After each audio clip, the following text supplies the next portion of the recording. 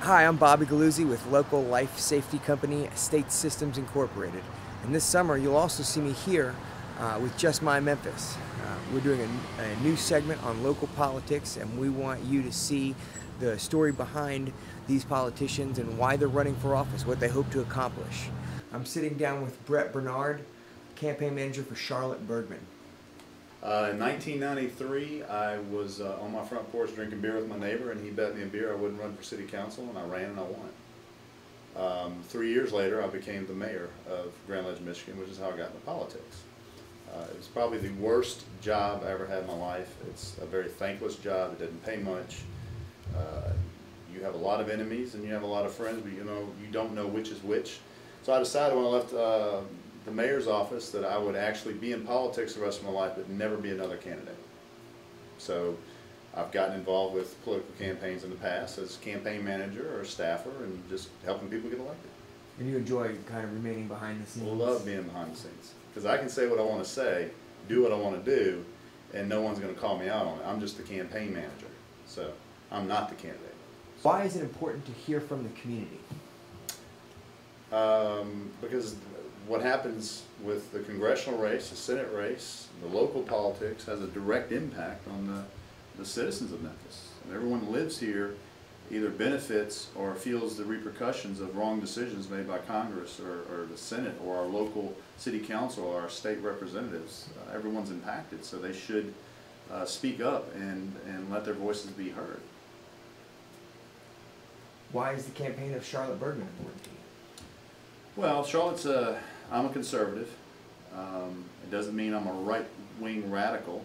I don't believe in the extreme right. I don't believe in the extreme left.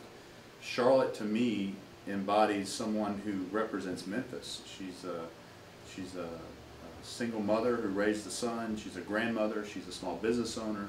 She was a school teacher. She put in her time at FedEx, which is a household name here. So she's a person that represents and embodies Memphis as a black female conservative. She cares about Memphis, she cares about the citizens, she cares about jobs, she cares about the tax burden, she cares about health care. But for so long we've sat and watched Washington dictate to us how we should live our lives. What needs to happen in Washington is you need to have people like us, people that get up every day and pay their light bill, send their kids to school, pay their house note, have to work every day to do these things.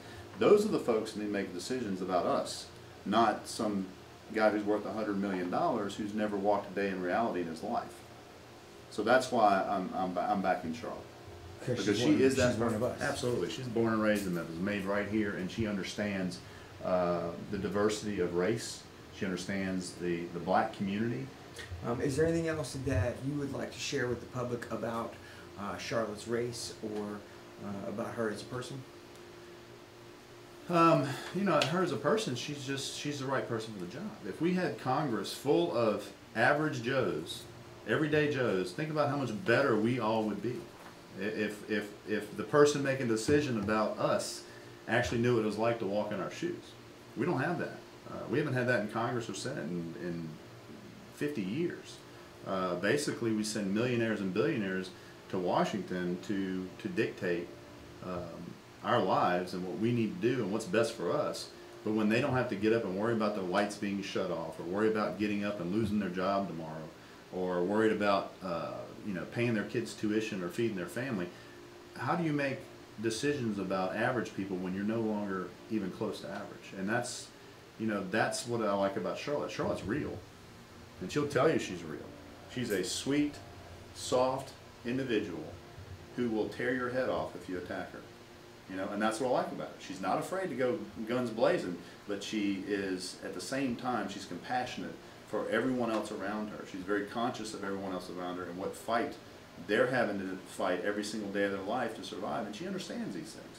And it's common sense, Her opponent's worth $12 million. Don't tell me you live in reality and that you know what's best for me or my neighbor when you don't have to worry about those things. Can't.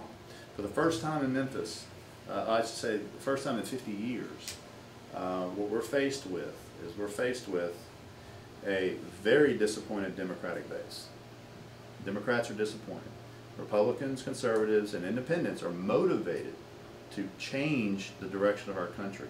We've had 6 years of high unemployment, spiraling debt, a military that's shrinking, a foreign policy that's falling apart.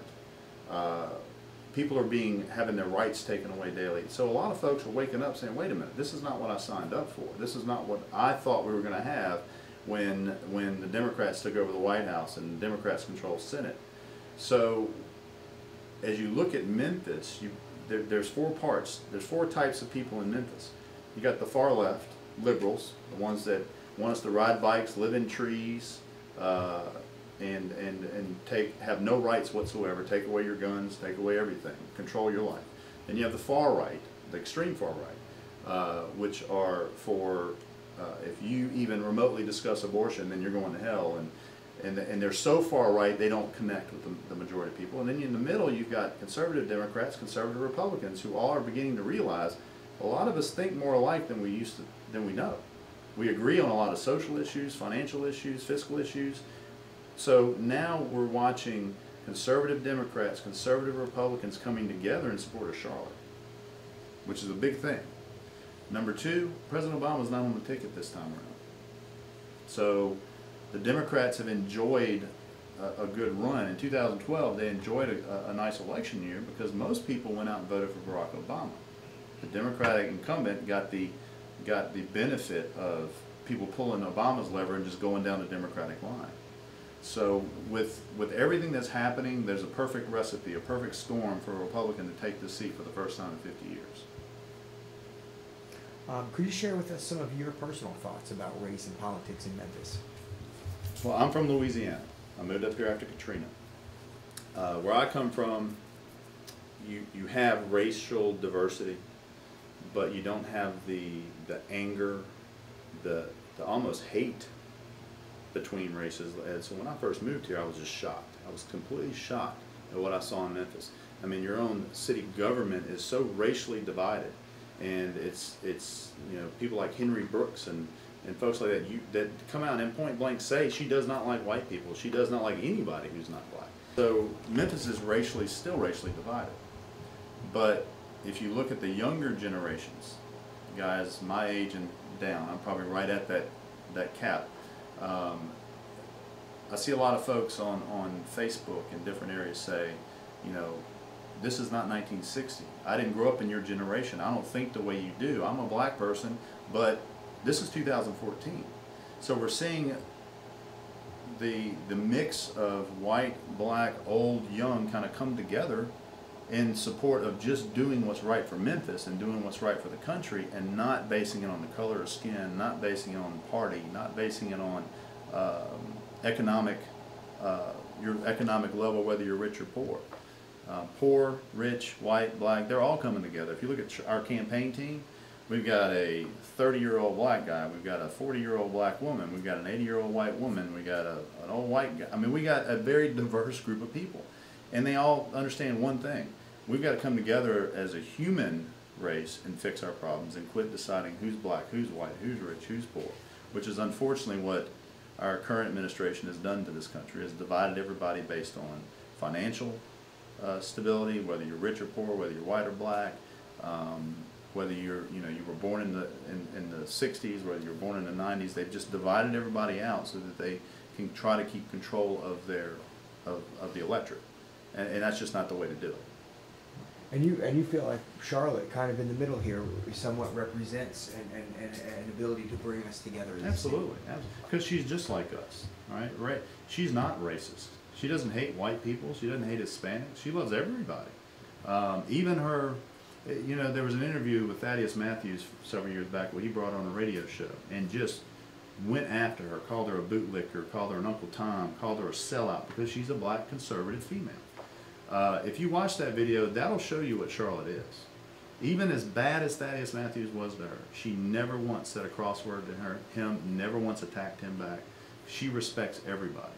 And if we had more people in politics that actually lived by that creed, this would be a much better place to live and a much better place to work. Follow Just My Memphis on Twitter and Facebook for more information on local politics.